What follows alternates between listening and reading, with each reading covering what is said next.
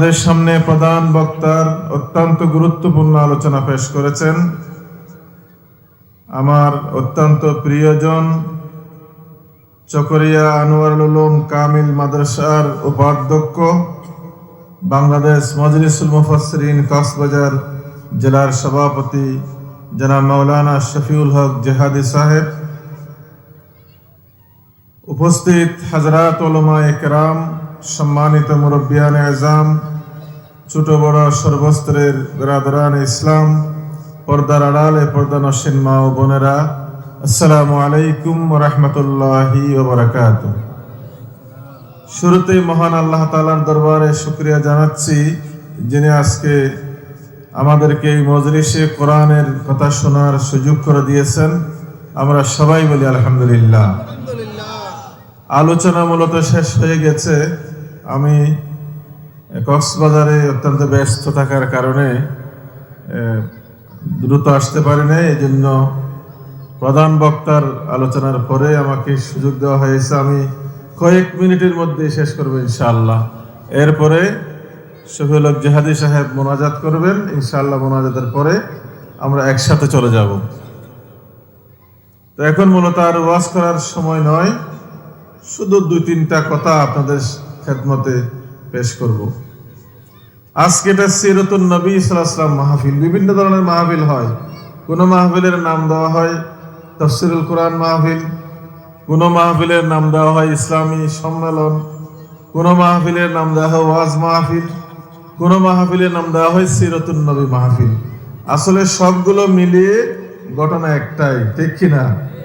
কারণ কোরআনুল কারীম আল্লাহ তাআলা প্রেরণ করেছেন আমাদের জন্য, আর সেই কোরআনুল কারীমের বাস্তব নমুনা হচ্ছেন মুহাম্মদুর রাসূলুল্লাহ সাল্লাল্লাহু আলাইহি ওয়াসাল্লাম।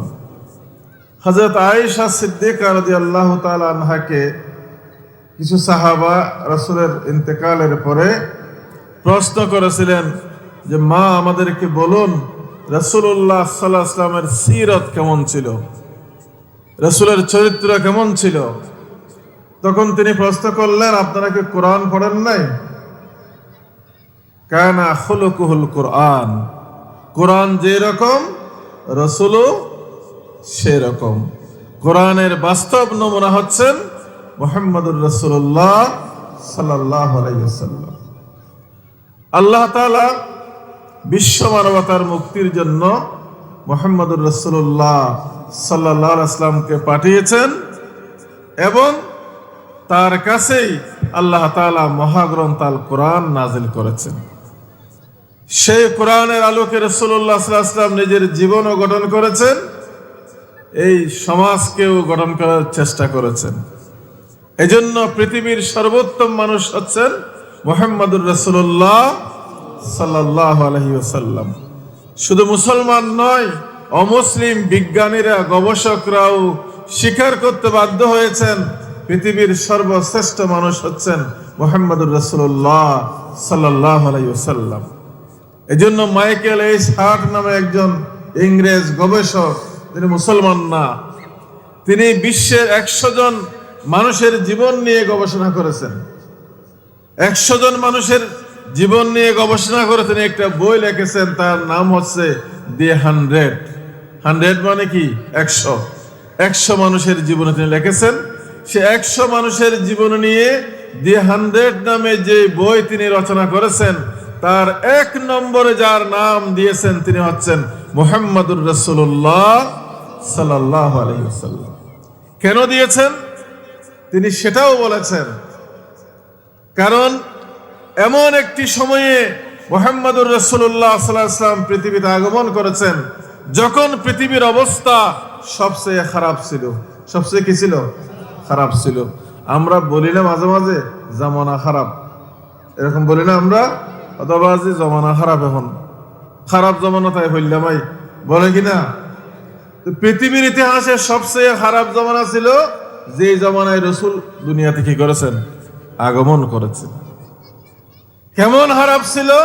একটা উদাহরণ হলো, এত বেশি খারাপ ছিল যে একজন পিতা তার কন্যা সন্তানকে শুধু কন্যা হওয়ার কারণে নিজে কবর খনন করে জীবিত কন্যাকে কবরে ঢুকিয়ে দফন করে দিতেন। যেই জমানা, তার নাম হচ্ছে কি? আইয়ামে জাহেলিয়াত। আর বলার দরকার আছে? এর চেয়ে খারাপ জমানা কি আর আছে? এর চেয়ে খারাপ মানুষ আর আছে? নাই। ঠিক এমন সময় আল্লাহ তাআলা সেই জমানাকে বদলে দেওয়ার জন্য, সেই মানুষগুলোকে সোনার মানুষে পরিণত করার জন্য মুহাম্মদুর রাসূলুল্লাহ সাল্লাল্লাহু আলাইহি ওয়াসাল্লামকে প্রেরণ করেছেন, তার কাছে কোরআন দিয়েছেন। আল্লাহর রাসূল মাত্র 23 বছর, কয় বছর? মাত্র 23 বছর চেষ্টা করেছেন কোরআনের আলোকে একটি সমাজ গড়ার জন্য। আর 23 বছরের মধ্যেই গোটা পৃথিবীর রাসূল কি করে দিলেন? বদলে দিলেন। যেই জমানাটা পৃথিবীর সবচেয়ে খারাপ জমানা ছিল, আল্লাহর রাসূলের চেষ্টার ফলে, আন্দোলনের ফলে, কোরআনের সমাজ ব্যবস্থা কায়েম করার ফলে মাত্র 23 বছরের মধ্যে পৃথিবীর ইতিহাসের সবচেয়ে নিরাপদ শান্তির জামানা রাসূলের জামানা। আল্লাহ রাসূল বলেছেন, খায়রুল কুরুনি কারানি সুম্মাল্লাযিনা ইয়ালুনহুম সুম্মাল্লাযিনা ইয়ালুনহুম। পৃথিবীর ইতিহাসের সবচেয়ে সোনালী সময়, সবচেয়ে সুন্দর, নিরাপদ, শান্তির সময় হচ্ছে আমি নবীর সময়, ঠিক কিনা? সুতরাং পৃথিবীর ইতিহাস বদলে দিয়েছেন কে? বিশ্বনবী মুহাম্মদ রাসূলুল্লাহ সাল্লাল্লাহু আলাইহি ওয়াসাল্লাম। আজকে আমরা এক কঠিন পরিস্থিতির মধ্যে এসেছি, ঠিক কিনা? এখানে ব্রিটিশরা এই দেশ 200 বছর কি করেছে? শাসন করেছে। আমরা সবাই চিন্তা করলাম, এদেশের মানুষ, যে ব্রিটিশদেরকে, ইংরেজদেরকে তাড়াইতে পারলে বোধহয় দেশ কি হবে? শান্তি হবে। সবাই মিলে ইংরেজদেরকে তাড়াই দিলাম। তারপর ক্ষমতার অধিকার হয়েছে কারা? পাকিস্তানিরা। কারা? পাকিস্তানিরা। তারা 24 বছর শাসন করেছে, আমরা শান্তি পেলাম না। সবাই মিলে চিন্তা করলাম, পাকিস্তানিদেরকে তাড়িয়ে দিতে পারলে বোধহয় আমরা কি পাবো? শান্তি পাবো। যুদ্ধ করে পাকিস্তানকে তাড়াইলাম। এরপরে বাংলাদেশের মানুষকে শাসন করেছে 53 বছর। কয় বছর? 53 বছর। গত জুলাই আগস্টে একটা আন্দোলন হয়েছে, বলে যে আমরা তো শান্তি পেলাম না, এখন এদেরকেও কি করতে হবে? হটাইতে হবে। শেষ পর্যন্ত সে আন্দোলনে তাদেরকেও কি করা হলো? হটিয়ে দেওয়া হলো। এখন মানুষের মনে একটা বড় প্রশ্ন, তাহলে এখন শান্তি কোথায়? কোথায় আমরা শান্তি পাবো? আমরা বলি 200 বছর গেছে, 24 বছর গেছে, 53 বছর গেছে, শান্তি পাই নাই। কারণ শান্তির ঠিকানা আমরা খুঁজে পাই নাই। শান্তি যদি চাই, নিরাপত্তা চাই, তাহলে ওই মদিনার মডেল আমাদের সামনে আনতে হবে। আইয়ামে জাহেলিয়াতকে যে নেতৃত্ব বদলে দিয়েছিল, আইয়ামে জাহেলিয়াতকে যে কোরআনের আইন বদলে দিয়েছিল এবং পৃথিবীতে একটি নতুন সমাজ গড়েছিল, যেখানে আর কোনো দুর্নীতি ছিল না, যেখানে কোনো স্বজনপ্রীতি ছিল না, যেখানে কোনো জুলুম ছিল না, যেখানে সন্ত্রাস ছিল না, যেখানে বৈষম্য ছিল না, এমন একটি পৃথিবীর ইতিহাসের সুন্দর সমাজ কায়েম করেছিলেন মদিনাতে রাসূলুল্লাহ সাল্লাল্লাহু আলাইহি ওয়াসাল্লাম। তাই আজকেও যদি আমরা একটি নতুন সমাজ গড়তে চাই, যে সমাজের অপেক্ষায় এখন বাংলাদেশের মানুষ দিন গুনতেছে, ঠিক কিনা? বলে যে স্বৈরাচার পালিয়েছে, এখন আমরা নতুন করে বাংলাদেশ কি করব? তৈরি করব। আমরা বলতে চাই, নতুন বাংলাদেশে আবারও যদি আপনি ব্রিটিশের আইন আনেন, নতুন বাংলাদেশে আবারও পাকিস্তানের আইন আনেন, নতুন বাংলাদেশে আবারও যদি ইন্ডিয়ার আইন আনেন, নতুন বাংলাদেশে আবারও যদি 53 বছর যে আইন দিয়ে দেশ চালানো হয় তাদেরকে আনেন, তাহলে আরো 53 বছর, 100 বছর যাবে, এদেশের মানুষের ভাগ্যের পরিবর্তন হবে না। তাই আমরা বলি দুইটা জিনিস লাগবে। কয়টা জিনিস? যে কোনো একটা জিনিস বাঁচতে হলে কি লাগে? পরিবেশ লাগে। কি লাগে? পরিবেশ লাগে। আমার আগে জিহাদি সাহেব চমৎকার করে বলেছেন, এখন কিভাবে সুদ থেকে বাঁচবো? চারিদিকে তো সুদ। কিভাবে ঘুষ থেকে বাঁচবো? এখনো ঘুষ ছাড়া কি হয় না? কাজ হয় না। কিভাবে দুর্নীতি মুক্ত করব? এখনো দুর্নীতি মুক্ত হয় নাই। এখনো তো আপনার খতিয়ান করতে হলে এসিলেন অফিসে টাকা দিতে লাগে, লাগে কিনা? এখনো আপনার যে কোনো কাজ আদায় করতে হলে গাঁটে গাঁটে কি দিতে হয়? চাঁদা দিতে হয়, ঘুষ দিতে হয়। তাহলে এই পরিবেশকে মুক্ত করতে হবে, কারণ পরিবেশ ছাড়া মানুষ বাঁচতে পারে না। আমি একটু উদাহরণ দিই। একটা মাছ যদি আপনি পানি থেকে তুলে তাকে যদি আপনি শুকনার মধ্যে রাখেন, তাকে কি লাঠি দিয়ে আঘাত করে করে মারতে হবে, নাকি এমনি মরে যাবে? এমনি মরে যাবে। হয়তো 10 মিনিট, 20 মিনিট, 1 ঘন্টা, না হয় 2 ঘন্টা থাকবে, এরপরে অটোমেটিক হয়ে যাবে। তাকে আমাকে কোনো লাঠি সোটা দিয়ে আঘাত করে মারতে হবে না। কারণ কি? মাছের জন্য প্রয়োজন হচ্ছে পানি। মাছের পরিবেশ কোথায়? পানিতে। মাছ যখন পানি থেকে তুলে ফেলবেন, সে পরিবেশ পাবে না, অটোমেটিক সে কি হয়ে যাবে? মারা যাবে। আরেকজন মানুষকে যদি আপনি পানিতে ডুবাই রাখতে পারেন, তাকে গুলি করে মারতে হবে, ছুরি মেরে মারতে হবে, লাঠি দিয়ে মারতে হবে না। আপনি 5 মিনিট, 10 মিনিট যদি তাকে পানির মধ্যে রাখেন, সে অটোমেটিক কি হয়ে যাবে? মারা যাবে। কারণ মানুষের জন্য বাঁচার পরিবেশ হচ্ছে এই আলো বাতাস, আমরা যেখানে আছি এগুলোতে রাখতে হবে। এই পরিবেশ থেকে যখন আপনি মানুষকে পানির মধ্যে ঢুকিয়ে রাখবেন, সে অটোমেটিক কি হয়ে যাবে? মারা যাবে। অনুরূপ ভাবে ইসলামকে টিকে রাখার জন্য, ঈমানকে বাঁচিয়ে রাখার জন্য একটা পরিবেশের কি আছে? দরকার আছে। সেই পরিবেশ যদি না থাকে, অটোমেটিক ঈমান কি হয়ে যাবে? মারা যাবে। মুসলমান হিসেবে বসবাস করার সুযোগ আমাদের হাতে থাকবে না। এজন্য যদি আমরা একজন মুমিন হিসেবে বাঁচতে চাই এবং সামাজিক শান্তি, ন্যায়, বিচার প্রতিষ্ঠা করতে চাই, 2টা জিনিস লাগবে। একটা হচ্ছে রাসূলের মতো নেতৃত্ব। কার মতো? রাসূলের আদর্শের নেতৃত্ব। যারা রাসূলের চরিত্র, রাসূলের আদর্শ দেখে দেখে নেতৃত্ব দেবে, এমন মানুষকে ক্ষমতার মসনদে নিতে হবে। আর বাংলাদেশের জাতীয় সংসদ থেকে মানুষের মন গড়া সকল আইন কানুন, যেগুলো দিয়ে ব্রিটিশ, পাকিস্তান, বাংলাদেশ পিরিয়ড যে মানুষের মন গড়া আইন দিয়ে চালানো হয়, সে আইন সেখান থেকে বের করে দিয়ে কোরআনের আইনকে সেখানে কি করতে হবে? স্থাপন করতে হবে। আল্লাহর আইন এবং সৎ লোকের শাসন, এই 2টা জিনিস যদি আমরা বাংলাদেশে স্থাপন করতে পারি, তাহলে আন্দোলন সফল হবে। তাহলে নতুন বাংলাদেশ আমরা আমাদের মনের মতো করে গড়ে তুলতে পারবো। তাহলে এদেশের মানুষের ভাগ্যের পরিবর্তন হবে। তাই প্রিয় ভাইয়েরা, আমার কথা আর বাড়াচ্ছি না, এতটুকুই শুধু বলবার চাই। সেটি হলো, আজকে মানুষের মনের যে প্রশ্নটা, শান্তি কোথায় পাবো? সেই শান্তির ঠিকানা হচ্ছে কোরআন।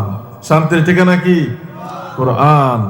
এই যে বিদ্যুতের বাতি এখন জ্বলতেছে না, এখানে জ্বলতেছে, সেই বিদ্যুতের বাতির সাথে পাওয়ার হাউসের একটা কি আছে? সম্পর্ক আছে। কক্সবাজার একটা পাওয়ার হাউস আছে না?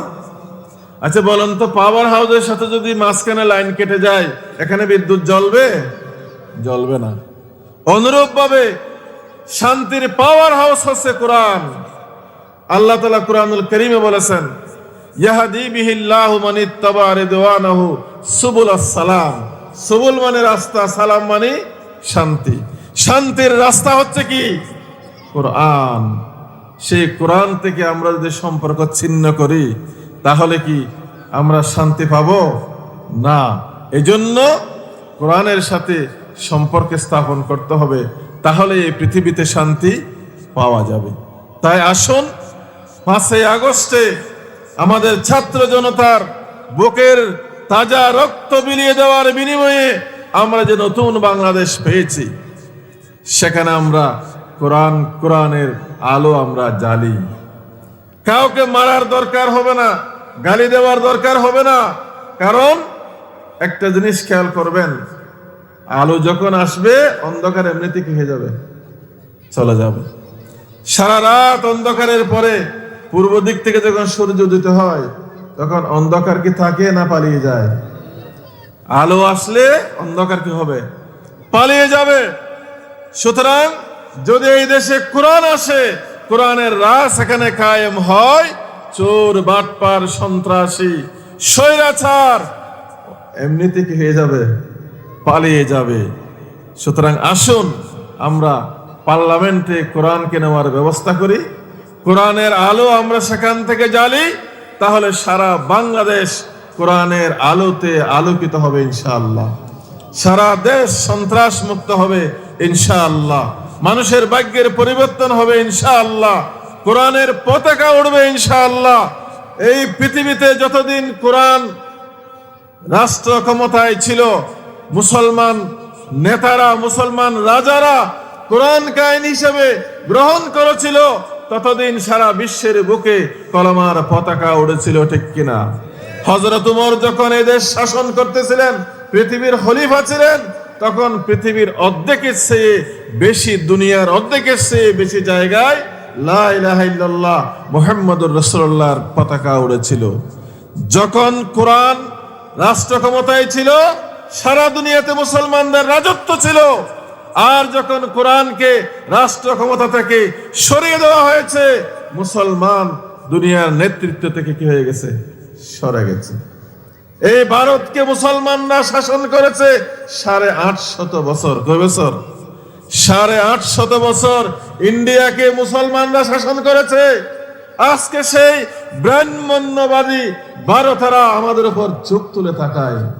মুসলমানদের মসজিদগুলো ভেঙে দিয়ে সেখানে তারা মন্দির নির্মাণ করে, অথচ এই দেশ ভারতবর্ষ 800 বছর মুসলমানরা শাসন করেছে।